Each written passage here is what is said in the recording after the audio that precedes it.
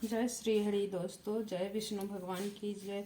कैसे हैं आप लोग दोस्तों? तो विष्णु भगवान की कृपा आप सब पर सदा सर्वदा बनी रहे। अगर आप मेरे वीडियो पर नए हो तो सब्सक्राइब जरूर कर लेना, बेल आइकन दबा देना ताकि मेरे अगली वीडियो की नोटिफिकेशन आप तक पहुंच सके। आज मैं कार्तिक मास की कथा अध्याय 5वां सुनाने जा रही हूँ। अगर आप विष्णु भगवान के भक्त हैं तो कमेंट में जय श्री हरि जरूर लिखना। प्रभु मुझे सहारा है तेरा, जग के पालनहार, कार्तिक मास महात्म्य की कथा करो विस्तार। तो चलिए आज शुरू करते हैं अध्याय 5वां। राजा पृथु बोले, हे नारद जी, आपने कार्तिक मास में स्नान का फल कहा, अब अन्य मासों में विधि पूर्वक स्नान करने की विधि, नियम और उद्यापन की विधि भी बतलाइए।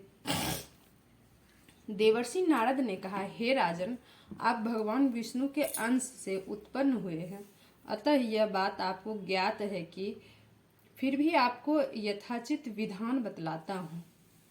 आश्विन माह में शुक्ल पक्ष की एकादशी से कार्तिक के व्रत करने चाहिए। ब्रह्म मुहूर्त में उठकर जल का पात्र लेकर गांव से बाहर पूर्व अथवा उत्तर दिशा में जाना चाहिए। उसके बाद जो मनुष्य मुख शुद्धि नहीं करता उसे किसी भी मंत्र का फल प्राप्त नहीं होता है। अतः दांत और जीभ को पूर्ण रूप से शुद्ध करना चाहिए और निम्नलिखित मंत्र का उच्चारण करते हुए दातून तोड़नी चाहिए। हे वनस्पते, आप मुझे आयु, कीर्ति, तेज, प्रज्ञा, प्रभु, पशु संपत्ति, महाज्ञान, बुद्धि और विद्या प्रदान करें। इस प्रकार उच्चारण करके वृक्ष से 12 अंगुल की दातून लें। दूध वाले वृक्षों से दातून नहीं लेनी चाहिए। इसी प्रकार कपास, कांटेदार वृक्ष तथा जले हुए वृक्ष से भी दातून लेना मना है। जिससे उत्तम गंध आती हो और जिसकी टहनी कोमल हो, ऐसे ही वृक्ष दंत धावन ग्रहण करना चाहिए। प्रतिपदा, अमावस्या, नवमी, छठी, रविवार को चंद्र तथा सूर्य ग्रहण में दातून नहीं करनी चाहिए। तत्पश्चात भली भांति स्नान करके फूल माला, चंदन और पान आदि पूजा की सामग्री लेकर प्रश्नचित्त व भक्ति पूर्वक शिवालय में जाकर सभी देवी देवताओं के अर्घ, आचमनीय आदि वस्तुओं से पृथक पृथक पूजा करके प्रार्थना एवं प्रणाम करना चाहिए। फिर भक्तों के स्वर में स्वर मिलाकर श्री हरि का कीर्तन करना चाहिए। मंदिर में जो गायक भगवान श्री हरि का कीर्तन करने आए हो, उनका माला, चंदन, तांबूल आदि से पूजन करना चाहिए।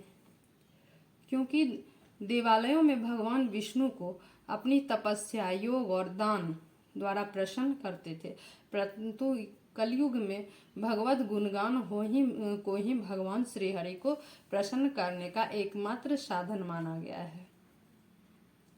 नारद जी राजा पृथ्वी से बोले, हे राजन, एक बार मैंने भगवान से पूछा कि हे प्रभु, आप सबसे अधिक कहाँ निवास करते हैं? तो इसका उत्तर देते हुए भगवान ने कहा, हे नारद, मैं वैकुंठ या योगियों के हृदय में ही निवास करता हूँ। अपितु जहाँ मेरे भक्त मेरा कीर्तन करते हैं, मैं कहाँ अवश्य निवास करता हूँ। जो मनुष्य चंदन, माला आदि से मेरे भक्तों का पूजन करते हैं, उनसे मेरी ऐसी प्रीति होती है जैसे कि मेरे पूजन से भी नहीं हो सकती।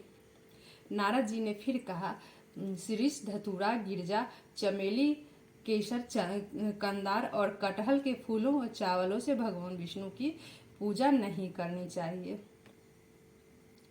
अड़हुल, कंद, गिरीश, जूही, मालती और केवड़ा के पुष्पों से भगवान विष्णु की शंकर की पूजा नहीं करनी चाहिए। जिन देवताओं की पूजा में जो फूल निर्दिष्ट है, उन्हीं से उनका पूजन करना चाहिए।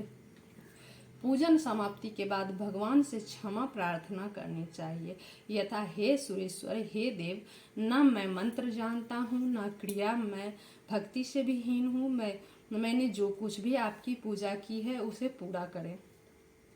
ऐसी प्रार्थना करने के पश्चात साष्टांग प्रणाम करके भगवत कीर्तन करना चाहिए, श्री हरि की कथा सुननी चाहिए और प्रसाद ग्रहण करना चाहिए। जो मनुष्य उपरोक्त विधि के अनुसार कार्तिक व्रत का अनुष्ठान करते हैं वह जगत के सभी सुख